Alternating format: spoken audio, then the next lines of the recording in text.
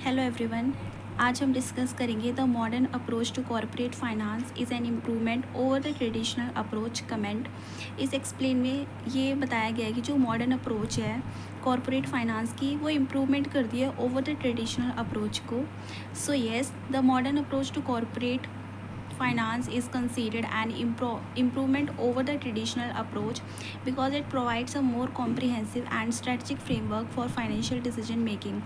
कि जो modern approach है कॉरपोरेट फाइनेंस की वो कंसीडर करती है, इम्प्रूवमेंट करती है ट्रेडिशनल अप्रोच को, क्योंकि ये प्रोवाइड करती है comprehensive strategic framework financial decisions को बनाने के लिए। जैसे कि ये कई तरह की जो फाइनेंशियल मैनेजमेंट है ये कई तरह की टेक्निक्स प्रोवाइड करती है कंपनीज़ को, ऑर्गेनाइजेशंस को, लाइक कैश बजटिंग और कैश फ्लो और अदर जो टेक्निक्स है, present value, future value etcetera जो कंसीडर करते हैं हम,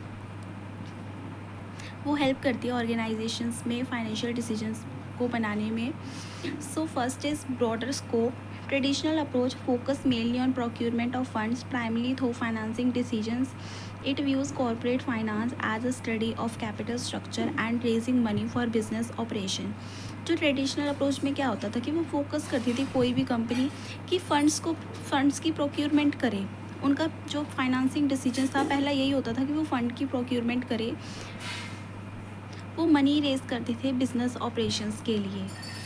and modern approach finance is seen as a broader strategic function. Modern approach में क्या है कि जो फाइनेंस है वो एक ब्रॉडर फंक्शन के और स्ट्रैटेजिक फंक्शन के रूप में देखी जाती है। It includes financial planning, investment decision, risk assessment, capital budgeting and aligning financial activities with business goals। Modern approach में क्या होता है, फाइनेंशियल जो भी ऑर्गेनाइजेशन की फाइनेंशियल एक्टिविटीज़ हैं उनको, वो जो फाइनेंशियल एक्टिविटीज़ है वो बहुत ज़्यादा जो सिग्निफिकेंट रोल प्ले करती है किसी भी ऑर्गेनाइजेशंस में। तो उन फाइनेंशियल्स को प्लान करना, इन्वेस्टमेंट डिसीजंस लेना, रिस्क असेसमेंट करना, कैपिटल बजटिंग करना, ये सभी जो एक्टिविटीज़ हैं वो बिज़नेस के गोल्स को अचीव करने में हेल्प करती थी। And second is objective of financial management. Traditional approach में क्या होता था, जो मेन ऑब्जेक्टिव था वो प्रॉफिट को मैक्सिमाइज़ करना था बिना किसी लॉन्ग टर्म कॉन्सिक्वेंसेस रिस्क को कंसर्न करे हुए। वो लॉन्ग टर्म कॉन्सिक्वेंसेस रिस्क को अवॉइड करती थी। एंड मॉडर्न अप्रोच में the focus is on wealth maximization और share holder value maximization which consider long term growth, sustainability and the time value of money. Modern approach में क्या है कि focus है इनका कि वेल्थ मैक्सिमाइजेशन कर सके और जो शेयर होल्डर की वैल्यू है उनको मैक्सिमाइज कर सके। ये एक लॉन्ग टर्म ग्रोथ के लिए कंसिडर करती थी, सस्टेनेबिलिटी हो कंपनी में और जो टाइम वैल्यू हो मनी की। Third point is investment decision. Traditional approach में इन्वेस्टमेंट डिसीजंस का क्या रोल प्ले था, did not emphasis capital investment decisions. The focus was mainly on how to raise funds, not how to use them effectively. जो traditional approach में ये था कि जो कंपनीज़ थी ना, जो ऑर्गेनाइजेशंस थी, वो इन्वेस्टमेंट्स पे के डिसीजंस पे ज़्यादा एम्फेसिस नहीं करती थी, मतलब ज़्यादा जोर नहीं लगाती थी डिसीजंस को बनाने के लिए। उनका जो मेनली फोकस रहता था ना वो ये था कि हाउ टू रेज फंड्स, कि फ़ंड्स को कैसे रेज़ करा जाए, ना कि ये कि उनको यूज़ कैसे करा जाए, इफ़ेक्टिवली कैसे करा जाए। और modern approach gives us equally importance to investment decision using tools like net present value, internal rate of return, payback period to evaluate and prioritize project। एक इक्वल इम्पोर्टेंस देती थी इन्वेस्टमेंट डिसीजंस को भी, इन tools को use करके वो evaluate करती थी और प्रायोरिटाइज करती थी प्रोजेक्ट्स को। And fourth point is risk and uncertainty. क्या रिस्क और अनसर्टेनिटी थी ट्रेडिशनल अप्रोच में, जो रिस्क था वो इग्नोर करे जाते थे, रिस्क को अज्यूम करा जाता था constant.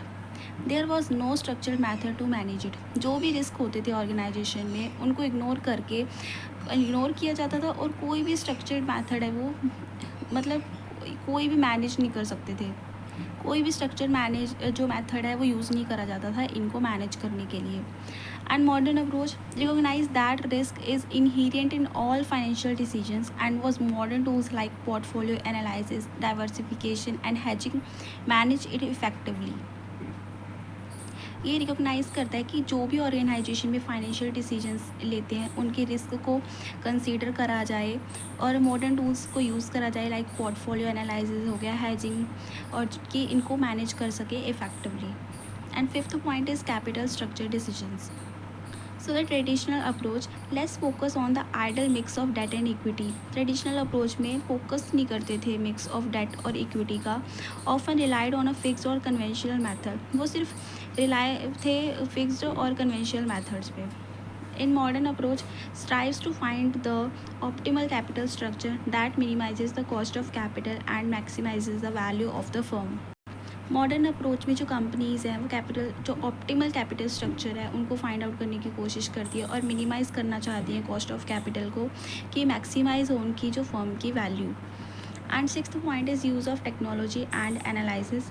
In traditional approach relied on simple calculations and basic accounting tools. Traditional approach में बहुत ही ज़्यादा सिंपल कैलकुलेशंस पे रिलाई करती थी और बेसिक अकाउंटिंग टूल्स ही यूज़ करती थी. Modern approach uses advanced financial modeling software, data analytics and real-time decision-making tools to improve accuracy and speed. जो modern approach में है, जो organizations हैं, companies हैं, वो use करती है advanced financial modeling जो software है कि जो उनकी organization है वो successfully grow करे long run के लिए, long time के लिए और वो फ्यूचर में स्टेबल रहे, उसकी जो स्टेबिलिटी है प्रॉफिट्स की वो बनी रहे. Let's now its conclusion. The modern approach to corporate finance is a significant improvement over the traditional one. कि जो मॉडर्न अप्रोच है कॉर्पोरेट फाइनेंस की वो सिग्निफिकेंट इम्प्रूवमेंट करती है ओवर द ट्रेडिशनल, क्योंकि इट टेक्स ये holistic analytics and strategy views finance के लेती है. It not only focuses on raising funds. जो मॉडर्न अप्रोच है वो सिर्फ फंड्स को रेज़ करने पे फोकस नहीं करती, वो इंश्योर भी करती है कि इफ़ेक्टिव यूटिलाइजेशन हो फंड्स का और रिस्क को कंसीडर करे और उनका एम होता है कि वो लॉन्ग टर्म वैल्यू क्रिएशन करे अपनी ऑर्गेनाइजेशन की. So thank you so much guys. If you like my video please share, like and subscribe my channel. Thank you.